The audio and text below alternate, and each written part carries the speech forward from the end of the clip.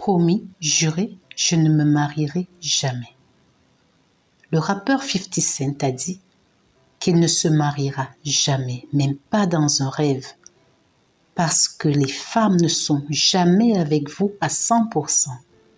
Il ajoute que 99% d'entre elles sont avec vous à cause de ce qu'elles vont gagner.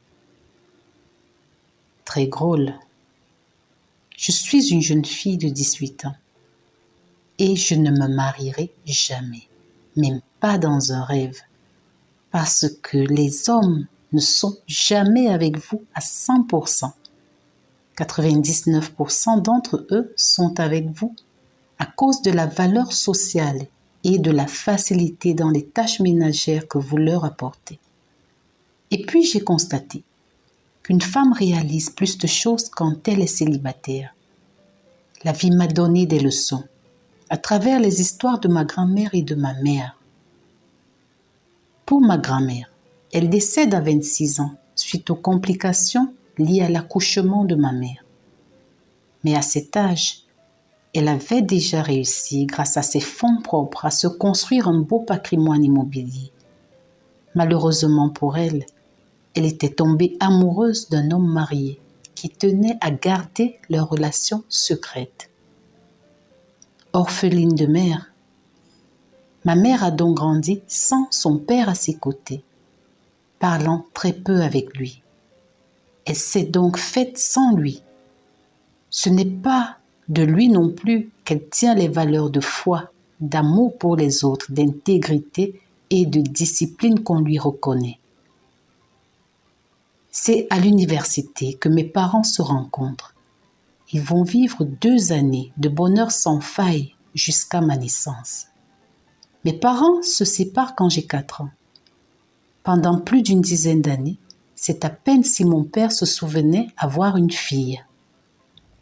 Fort heureusement, je ne manquais de rien, sauf peut-être de l'amour, de la protection et de la présence d'un père, je l'avoue. Surtout à un âge où tous mes camarades avaient des histoires sur papa et maman. Et puis, à 15 ans, alors que je commençais à m'y faire, bim, papa est réapparu, plus amoureux que jamais de maman. Il avait dû apprendre qu'elle avait essayé de refaire sa vie quelques mois plus tôt et que le mariage avait été annulé. Il est revenu avec sa demande en mariage et une bague scintillante. Le rêve était apparemment trop beau pour qu'elle y renonce. Maman a dit oui et moi, j'ai dû porter les alliances jusqu'à l'autel. C'est en cet état hypnotique que mon petit frère est né. Mon père n'avait pas été présent pour moi. J'espérais qu'il le soit pour mon petit frère. Mais c'était mal le connaître. C'est précisément ce moment-là qu'il a choisi pour rentrer de plus en plus tard à la maison. Ses réunions de travail n'en finissaient plus. Bien que marié, mon père se comportait comme un célibataire. Les disputes sont devenues fréquentes entre mes parents. Ça me manquait le temps où ma mère et moi n'avions personne pour nous prendre la tête. Dans leurs disputes, un sujet revenait toujours, celui de l'argent. Maman se plaignait d'avoir toutes les factures à sa charge.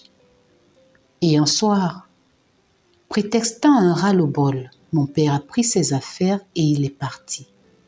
Pendant des mois. Il est revenu il y a peu, juste le temps pour eux de concevoir ma petite sœur. Eh oui, ma mère est enceinte de son 3e enfant. Je peine à comprendre pourquoi cet homme rentre et sort si facilement de sa vie. Jamais je ne vivrai cela, sous quelque forme que ce soit. Tout le monde me promet que je changerai d'avis assez tôt. Dieu m'en préserve. Le mariage fragilise et appauvrit la femme. Je n'y plongerai jamais. C'est signé Josie.